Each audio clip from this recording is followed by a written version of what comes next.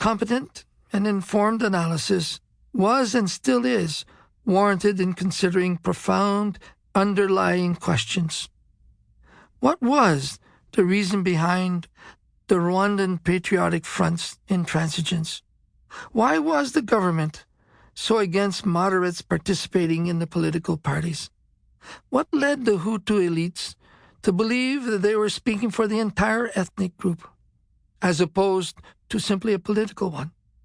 Why, in the climate of peacekeeping failures present in the early 1990s, didn't the international community view the peace agreement in Rwanda as an opportunity to deploy a full peacekeeping force and demonstrate how a well-funded, multidisciplinary operation could work?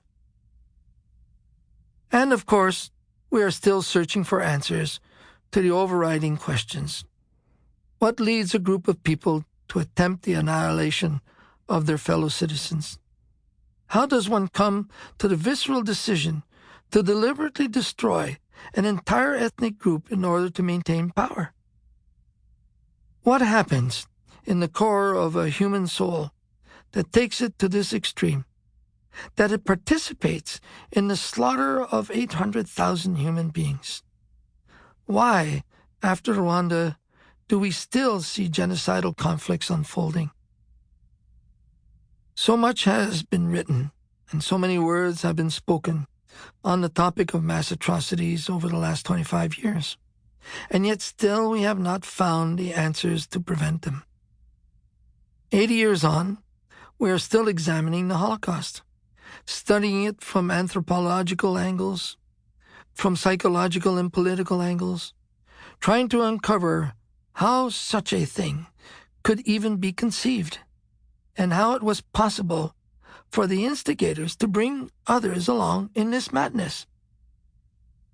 In the past, it took immense amounts of money and resources to share these kinds of ideas and promote the continued consideration of these issues.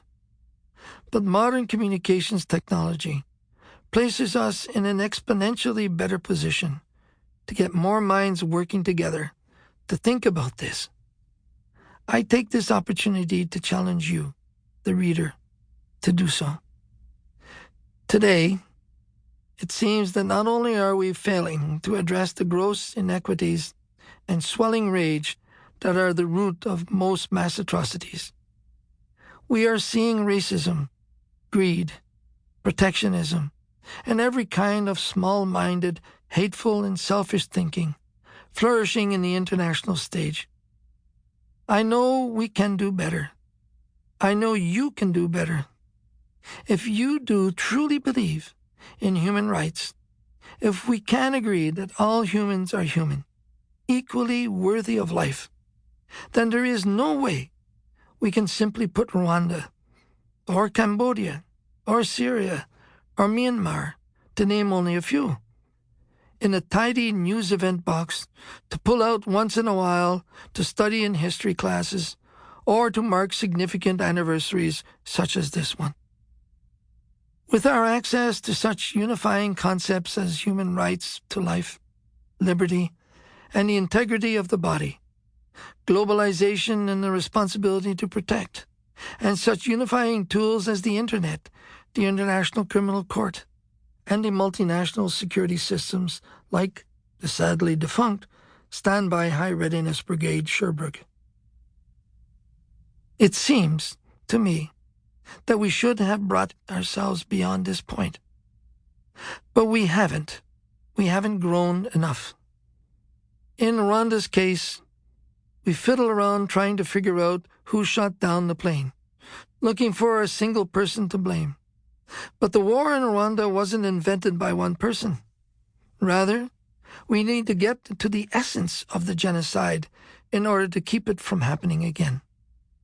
Mostly these first 25 years have been spent getting the facts straight and picking up the pieces. Maybe this is normal. I am grateful for the attention paid to my own account, and for the fact that 16 years after its initial publication, readers are still finding this book valuable and enlightening. But now that we have a quarter century under our belt,